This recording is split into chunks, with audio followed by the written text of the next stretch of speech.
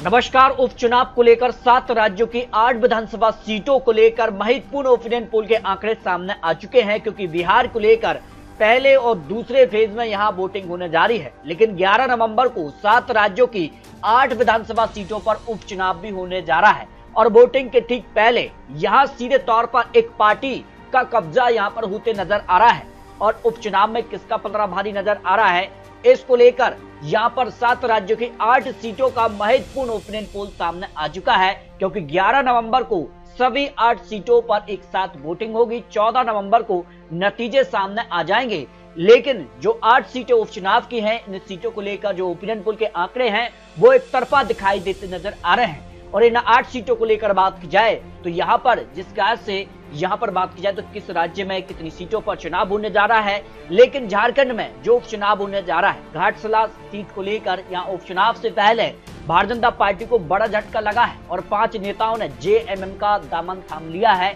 और ये बड़े नेता रहे हैं। ऐसे में झारखंड का जो ओपिनियन पोल भी सामने आ चुका है, इसमें घाटशिला जो सीट है इस पर यहाँ पर उपचुनाव 11 नवंबर को होने जा रहे हैं और लोक पोल का जो सर्वे सामने आ रहा है और हाल ही में जिस कारण से भारतीय जनता पार्टी के बड़े नेता जेएमएम में ज्वाइन हुए हैं, इसके बाद ये सर्वे के आंकड़े हैं तो 54% यहाँ पर जेएमएम यहाँ पर इस सीट पर उपचुनाव जीत सकती है और हमेशा कहीं ना कहीं सत्ता पक्ष को फायदा मिलता है उपचुनाव में। तो 54% चांसेस जेएमएम के हैं। भारतीय जनता पार्टी को यहाँ 39% चांस दिखाई दे रहे हैं घाटशिला सीट को जीतने के लिए। हालांकि भारतीय जनता पार्टी ने यहाँ पर बाबूलाल सोरेन को यहाँ पर अपना उम्मीदवार घोषित किया है और यहाँ पर जेएलकेएम यहाँ 0.3% और अन्य दल यहाँ पर 4% ही चांस दिखाई दे रहे हैं। यानी जो है घाटशिला सीट झारखंड पर जेएमएम का कब्जा हो सकता है। बात की जाए यहाँ पर उपचुनाव को लेकर अगली सीट के लिए तो यहाँ पर जुबली हिल्स यहाँ पर तेलंगाना की सीट पर भी उपचुनाव होने जा रहा है। तेलंगाना में वर्तमान में कांग्रेस की सरकार है और जो आंकड़े सामने आ रहे हैं तेलंगाना को लेकर बात की जाए तो 44% चांस कांग्रेस के इस समय नजर आ रहे हैं और बीआरएस यहाँ जो है 38%, भारतीय जनता पार्टी को 15% और अन्य दल को 0.3% ही चांस दिखाई दे रहा है। यानी उपचुनाव में जो है जुबली हिल्स सीट पर जो है कांग्रेस यहाँ पर कब्जा जमा सकती है।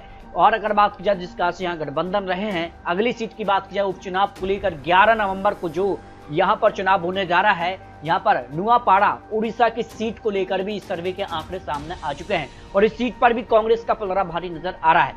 कांग्रेस का यहाँ 37% लोगों का मानना है कि यहाँ पर नुआपाड़ा जो है उड़ीसा की सीट पर कांग्रेस जीत दर्ज कर सकती है। भारतीय जनता पार्टी यहाँ 33% और बीजेडी यहाँ 24%, अन्य दल को 6% ही चांस दिखाई दे रहा है जो लोक पोल का सर्वे उपचुनाव को लेकर सामने आ रहा है। अगली सीट की बात की जाए तो अगली सीट भी काफी महत्वपूर्ण है और यहाँ पर राजस्थान की सीट पर भी उपचुनाव होने जा रहा है। अंतर सीट को लेकर बात की तो भारतीय जनता पार्टी के चांसेस दिखाई दे रहे हैं 38% और कांग्रेस पार्टी 36%, अन्य दल को यहाँ 26% ही चांस दिखाई दे रहे हैं। लोक पोल का जो सर्वे है राजस्थान की उपचुनाव सीट पर यहाँ जो है भारतीय जनता पार्टी कांग्रेस में कड़ी टक्कर देखने को मिलने वाली है।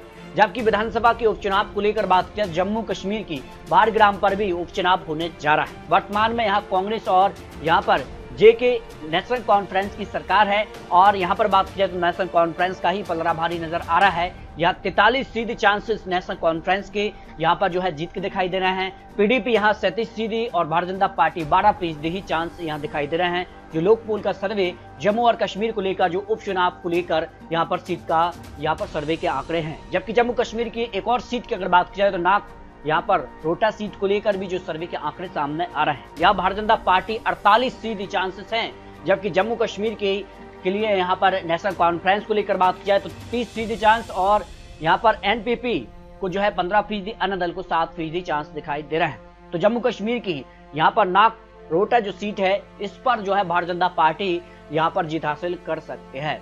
तो इस तरह से अगर बात की जाए तो यहाँ पर जो है पंजाब की तारन तारण और मिजोरम की एक सीट पर भी जो है उपचुनाव यहाँ पर 11 नवंबर को होने जा रहे हैं। इस तरह से बात किया उपचुनाव को लेकर महत्वपूर्ण आंकड़े दिखाई दिए हैं। कई सीटों पर सीधे तौर पर जो है यहाँ पर विपक्षी यानी महागठबंधन का पलड़ा भारी नजर आया है। हालांकि 2 सीट पर ही भारतीय जनता पार्टी आंकड़ों के हिसाब से आगे नजर आ रही है। वहीं पंजाब की तारन तारण सीट पर जो है आम आदमी पार्टी का यहाँ पर पलड़ा भारी नजर आया है। तो इन 8 सीटों को लेकर आपको ओपिनियन पोल और चुनावी विश्लेषण के आंकड़े दिखाए हैं। आपको क्या लगता है इन 8 सीटों को लेकर आखिर कांग्रेस या फिर भारतीय जनता पार्टी किस पार्टी का कब्जा होगा, इसको लेकर आप रख सकते हैं। मिलते हैं और लेटेस्ट और महत्वपूर्ण विश्लेषण के साथ, तब तक के लिए जय हिंद, जय भारत।